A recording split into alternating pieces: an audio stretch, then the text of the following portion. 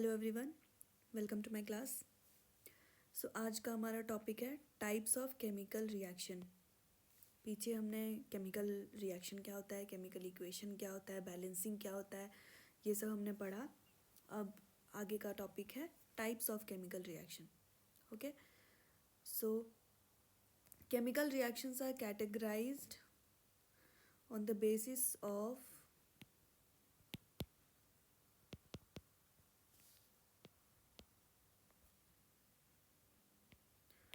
how atoms and molecules rearrange themselves.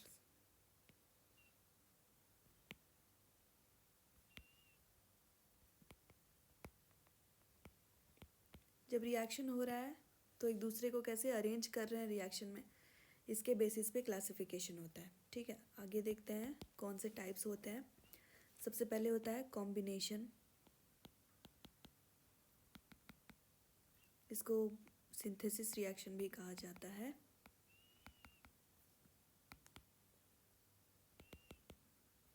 General formula of combination reaction is A plus B gives AB। ए और B मिलकर AB बना रहे हैं, ये simple combination reaction होता है। ठीक है, दो अलग अलग एलिमेंट मिलके एक नए कंपाउंड का फॉर्मेशन कर रहे हैं, या एक एलिमेंट एक कंपाउंड भी हो सकते हैं, दो कंपाउंड भी हो सकते हैं, एक नए कंपाउंड का फॉर्मेशन हो रहा है। ठीक है, नंबर 2 है डिकम्पोजिशन। इसका एग्जांपल मैं दे दूं, एक सेकेंड, एक एग्जांपल भी दे देती हूँ। Mg, suppose Mg plus O2 gives MgO plus heat. ये बैलेंस नहीं है तो इसको हम बैलेंस कर लेते हैं। मैग्नीशियम और ऑक्सीजन मिलके मैग्नीशियम ऑक्साइड का फॉर्मेशन कर रहे हैं। ठीक है, ये दो अलग अलग एलिमेंट मिलके एक अलग कंपाउंड का फॉर्मेशन कर रहे हैं, ये होता है कॉम्बिनेशन रिएक्शन। ये दोनों आपस में कंबाइन करके एक नए कंपाउंड का फॉर्मेशन कर रहे हैं। ठीक है, तो ये है combination reaction. Number 2 decomposition reaction. This is just opposite of combination reaction. इसमें ए और बी मिलकर ए बी का फॉर्मेशन कर रहे थे, इसमें ए बी टूट कर ए और बी का फॉर्मेशन, मतलब टूट जाएंगे ये दोनों, ये आपस में। ओके, टूट कर दो सिंपल एलिमेंट या कंपाउंड का फॉर्मेशन करेंगे। इसका जस्ट ऑपोजिट है डिकम्पोजिशन रिएक्शन। ओके, जैसे एग्जांपल है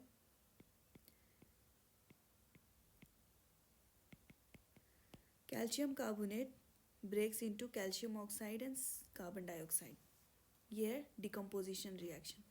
okay, now the third type is single displacement reaction. इसका जनरल फॉर्मूला होगा A plus B C gives AC plus B.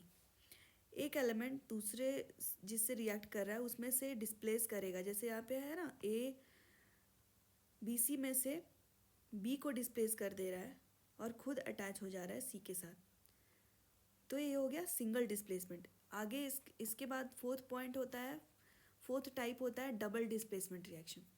ठीक है, उसमें दो एक्सचेंज होते हैं, दोनों कंपाउंड आपस में एक दूसरे का आयन एक्सचेंज करते हैं, लेकिन यहाँ पे सिंगल एलिमेंट है जो इससे डिस्प्लेस करवा रहा है, इसीलिए यहाँ पे सिंगल डिस्प्लेसमेंट रिएक्शन है। ठीक है, ये जनरल फॉर्मूला है। एग्जांपल देखते हैं। इसमें जो ज़्यादा रिएक्टिव होगा वो जो लेस रिएक्टिव होता है उसको रिप्लेस कर देता है। ठीक है, जैसे यहाँ पे ए और बी है ना, तो बी सपोज लेस रिएक्टिव है और ए ज़्यादा रिएक्टिव है, तो बी को हटा के वो खुद सी के साथ जाके अटैच हो जाएगा। ठीक है, तो ये होता है सिंगल डिस्प्लेसमेंट रिएक्शन। जो ज़्यादा पावरफुल है वो कम पावरफुल वाले को हटा देगा। ठीक है, नेक्स्ट है, इसका एग्जांपल देख लेते हैं। Fe plus CuSO4 gives FeSO4 plus Cu। अब ये आयन जो है ये कॉपर से ज़्यादा रिएक्टिव है। ठीक है, ये रिएक्टिविटी सीरीज़ के अकॉर्डिंग देखते हैं हम लोग, वो आगे हम लोग पढ़ेंगे, अभी इस क्लास में आपको वो पढ़ने का ज़रूरत नहीं है, बस मैं समझाने के लिए बता दे रही हूँ। ये ज़्यादा रिएक्टिव है कॉपर से, इसलिए ये सल्फेट आयन के साथ जाके खुद अटैच हो जाएगा और कॉपर को हटा देगा। ठीक है, ये ज़्यादा पावरफुल है, तो ये हो गया सिंगल डिस्प्लेसमेंट रिएक्शन का एग्जाम्पल। ओके, आगे देखते हैं डबल डिस्प्लेसमेंट रिएक्शन। इसमें क्या होता है, डबल डिस्प्लेसमेंट रिएक्शन। ठीक है, इसमें दो कंपाउंड्स दोनों आपस में आयंस को एक्सचेंज करते हैं, जैसे कि AB और CD है। ठीक है, तो AD बन जाएगा और BC बन जाएगा। AD के साथ मिल गया, B और C आपस में मिल गए, दोनों एक दूसरे का एक्सचेंज कर लिया। ठीक है, यहाँ पे डबल इन्वॉल्व हो रहा है, इसलिए डबल डिस्प्लेसमेंट रिएक्शन। यहाँ पे सिंगल एलिमेंट था जो इन्वॉल्व हो रहा था, इसलिए सिंगल डिस्प्लेसमेंट। ठीक है, ये हो गया डबल डिस्प्लेसमेंट रिएक्शन। इसका भी एग्जाम्पल एक देख लेते हैं। Suppose AgNO3 plus NaCl, it gives AgCl plus NaNO3। यहाँ पे दो कंपाउंड्स इन्वॉल्व हैं, ये सिल्वर ये क्लोरीन के साथ अटैच हो जा रहा है और ये सोडियम ये नाइट्रेट आयन के साथ अटैच हो जा रहा है। ठीक है, तो ये डबल डिस्प्लेसमेंट हो गया, आपस में एक्सचेंज हो जा रहा है आयंस का। ठीक है, नेक्स्ट टाइप है रिवर्सिबल एंड इरिवर्सिबल रिएक्शन। अब ये क्या होता है, वो रिएक्शन जो दोनों साइड से चलता है, जैसे कि N2 प्लस H2 अमोनिया का फॉर्मेशन है। ठीक है, ये रिएक्शन दोनों साइड से हो सकता है। नाइट्रोजन और हाइड्रोजन मिलकर अमोनिया का फॉर्मेशन कर रहे हैं, और अमोनिया भी ब्रेक होकर के नाइट्रोजन और हाइड्रोजन में ब्रेक हो सकता है। ठीक है, दोनों साइड से हो सकता है, फॉरवर्ड एंड बैकवर्ड। तो ये होता है रिवर्सिबल, मतलब प्रोडक्ट जो है वो फिर से रिएक्टेंट में कन्वर्ट हो जाए। पहले रिएक्टेंट मिलके प्रोडक्ट का फॉर्मेशन कर रहे हैं और फिर प्रोडक्ट वापस में फिर से टूट के रिएक्टेंट में कन्वर्ट हो जाए, वो होता है रिवर्सिबल रिएक्शन। जो रिवर्स वे में भी चले, forward and backward both direction में चले, वो होता है रिवर्सिबल रिएक्शन। और इसी का जस्ट ऑपोजिट है इरिवर्सिबल, जो सिर्फ एक ही डायरेक्शन में चलेगा। इसमें प्रोडक्ट आपस फिर से टूट के रिएक्टेंट में कन्वर्ट नहीं हो सकता है। ठीक है, जैसे कि बर्निंग ऑफ कुछ भी, पेपर, वुड, व्हाटएवर। एक बार कोई चीज़ बर्न हो गया तो फिर से वो अपने वापस फॉर्म में नहीं आ सकता। पेपर को बर्न करके फिर से पेपर बना सकते हैं क्या? एक बार ये जल के ऐश बन गया, उसके बाद ये फिर से पेपर नहीं बन सकता ना। तो ये हो गया इरिवर्सिबल रिएक्शन, ये वापस नहीं आ सकता। ठीक है, नेक्स्ट पॉइंट है, नेक्स्ट टाइप है oxidation and reduction. Now this is very important. वैसे तो इंपॉर्टेंट सभी हैं, सब पूछे जाते हैं। मान लो आपको एक रिएक्शन दे दिया और पूछ दिया ये किस टाइप का रिएक्शन है, पिछले क्लास में मैंने बताया था ना, तो इम्पॉर्टेंट सारे हैं, लेकिन ये ऑक्सीडेशन एंड रिडक्शन रिएक्शन ये भी बहुत, इन सब में ज़्यादा ही इम्पॉर्टेंट है। ओके, ऑक्सीडेशन एंड रिडक्शन क्या होता है? ऑक्सीडेशन एंड रिडक्शन को शॉर्ट फॉर्म में रेडॉक्स भी कहा जाता है, रेडॉक्स रिएक्शन। ओके, एक रिएक्शन में साथ साथ दोनों होते हैं साइमल्टेनियसली। एक का अगर ऑक्सीडेशन होगा तो दूसरे का रिडक्शन होगा, तो दोनों ही होते हैं साथ में। It occurs simultaneously.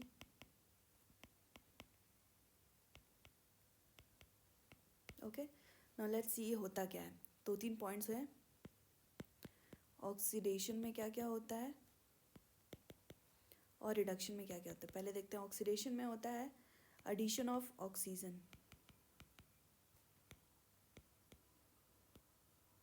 addition of oxygen, removal of hydrogen,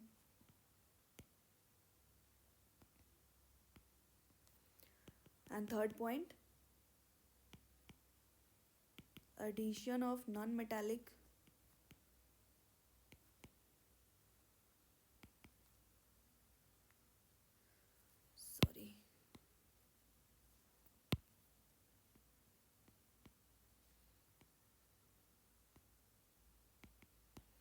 non-metallic element और removal of metallic element।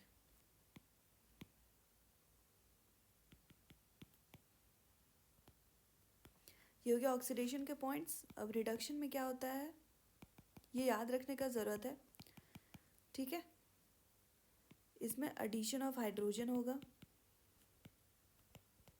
Just opposite of oxidation, okay. Removal of oxygen होगा, जैसे यहाँ पे था ना एडिशन ऑफ ऑक्सीजन हो रहा था, तो यहाँ पे रिमूवल ऑफ ऑक्सीजन होगा। रिमूवल ऑफ हाइड्रोजन था तो यहाँ पे एडिशन ऑफ हाइड्रोजन होगा। ऑक्सीडेशन में ऑक्सीजन का एडिशन, रिडक्शन में हाइड्रोजन का एडिशन, ठीक है। ऑक्सीडेशन में ऑक्सीजन का एडिशन, रिमूवल एंड रिडक्शन में हाइड्रोजन का रिडक्शन। अदर वे में ऑक्सीडेशन का रिडक्शन में ऑक्सीजन हटता है और ऑक्सीडेशन में हाइड्रोजन हटता है। अगर ऐड का बात करें तो ऑक्सीडेशन में ऑक्सीजन ऐड होगा और रिडक्शन में हाइड्रोजन ऐड होगा, ठीक है, अगर एडिशन का बात करें। और अगर रिमूवल का बात करें तो ऑक्सीडेशन में हाइड्रोजन रिमूव होगा और रिडक्शन में ऑक्सीजन रिमूव होगा, ठीक है। ये थोड़ा सा कंफ्यूजिंग हो सकता है आपके लिए, लेकिन एक बार आप याद कर लोगे तो फिर ये हमेशा काम आने वाला चीज़ है, ठीक है। अच्छे से इसको मेमोराइज कर लीजिए कि ऑक्सीडेशन और रिडक्शन में क्या होता है। ऑक्सीडेशन में see you can remember by this ox is also for oxygen and oxidation. This ox is here in oxidation also and oxygen also. So oxidation means addition of oxygen और इसका just उल्टा हो जाएगा removal of hydrogen. और reduction में जब यहाँ पे ऑक्सीजन हो रहा है तो यहाँ पे हाइड्रोजन होगा, एडिशन ऑफ हाइड्रोजन, और इसका जस्ट उल्टा रिमूवल ऑफ ऑक्सीजन, ठीक है। इसका भी थर्ड पॉइंट है, इसका जस्ट उल्टा, okay. Addition of metallic element और removal of non metallic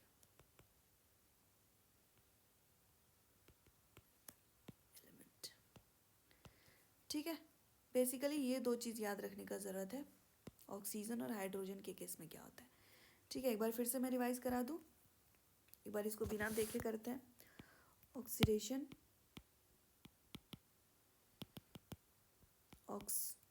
oxygen का एडिशन, ठीक है। तो ऑक्सीडेशन का एडिशन होगा तो किसका रिमूवल होगा, हाइड्रोजन का रिमूवल होगा। और रिडक्शन में इसका जस्ट उल्टा, ऑक्सीडेशन यहाँ ऑक्सीजन यहाँ ऐड हो रहा है तो यहाँ पे हाइड्रोजन ऐड होगा और यहाँ पे ऑक्सीजन रिमूव होगा, ठीक है। सिंपल है, कोई बहुत ज़्यादा हेडेक वाला बात नहीं है, बस याद रखना है आपको, ओके। एग्जाम्पल देखें। सो इसके बाद ऑक्सीडाइजिंग एजेंट और रिड्यूसिंग एजेंट क्या होगा ये देख लेते हैं एक बार। जो ऑक्सीडेशन कराए वो oxidising agent, oxidising agent is that which oxidizes, and reducing agent is that which reduces, okay. जो ऑक्सीडेशन करा है वो ऑक्सीडाइजिंग एजेंट, जो रिडक्शन करा है वो रिड्यूसिंग एजेंट। एक एग्जांपल से देखते हैं, ठीक है।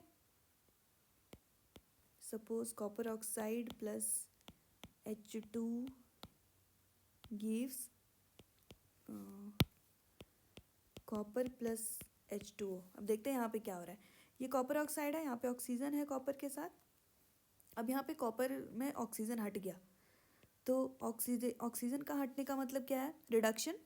रिडक्शन में ऑक्सीजन हट रहा है, ये रिमूवल हो रहा है और ये एडिशन हो रहा है, ठीक है। तो ऑक्सीजन का हटना मतलब रिडक्शन, राइट। तो इसका रिडक्शन हो गया, कॉपर का रिडक्शन हो गया, ओके। नाउ दिस H2, यहाँ पे हाइड्रोजन अकेला था, यहाँ पे हाइड्रोजन के साथ ऑक्सीजन आ गया, ऑक्सीजन का एडिशन हो गया। तो ऑक्सीजन का एडिशन का मतलब क्या है, oxidation. So this got oxidised, इसका ऑक्सीडेशन हो गया, ठीक है। अब इसमें ऑक्सीडाइजिंग एजेंट और रिड्यूसिंग एजेंट कौन सा होगा? ये कॉपर ऑक्साइड जो है इसने अपना ऑक्सीजन हाइड्रोजन को दे दिया, तो इसने अपना ऑक्सीजन दे दिया, यानी कि यहाँ से ऑक्सीजन का रिमूवल हुआ, इसने दे दिया इसको इसको ऑक्सीडाइज कर दिया, तो ये हो गया ऑक्सीडाइजिंग एजेंट ना। अपना ऑक्सीजन इसने H2 को दे दिया, इसका ऑक्सीडेशन करवा दिया, तो जो ऑक्सीडेशन कराए वो ऑक्सीडाइजिंग एजेंट, तो ये हो गया ऑक्सीडाइजिंग एजेंट यहाँ पे, ठीक है। अब ये H2 ने क्या किया, इस हाइड्रोजन ने इसका ऑक्सीजन ले लिया ना, रिमूव करा दिया ना, इसका ऑक्सीजन रिमूव करा दिया, तो जो यानी कि इसका रिडक्शन हुआ, ऑक्सीजन का हटने का मतलब रिडक्शन, तो जो रिडक्शन कराए वो रिड्यूसिंग एजेंट, तो यहाँ पे हाइड्रोजन हो गया रिड्यूसिंग एजेंट। समझ में आ रहा है आप लोगों को?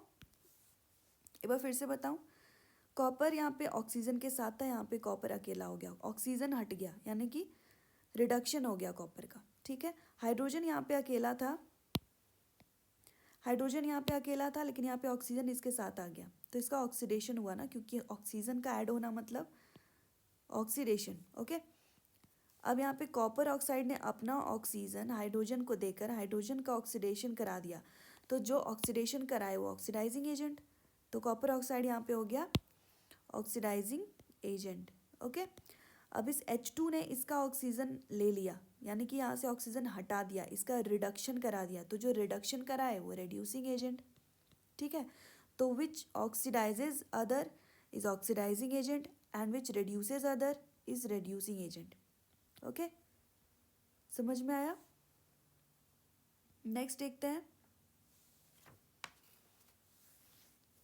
नेक्स्ट नहीं, इतना ही टाइप्स है, ये केमिकल रिएक्शन के इतने ही टाइप्स हैं। एक बार फिर से देख लेना आप सबको, combination reaction, decomposition reaction, single displacement reaction, double displacement reaction, reversible and irreversible reaction and oxidation and reduction reaction, okay. तो आई होप आप लोगों को क्लियर हुआ होगा। तो आज के लिए रखते हैं इतना ही, मिलते हैं हमारे नेक्स्ट वीडियो में अगले टॉपिक के साथ, ओके। Thank you.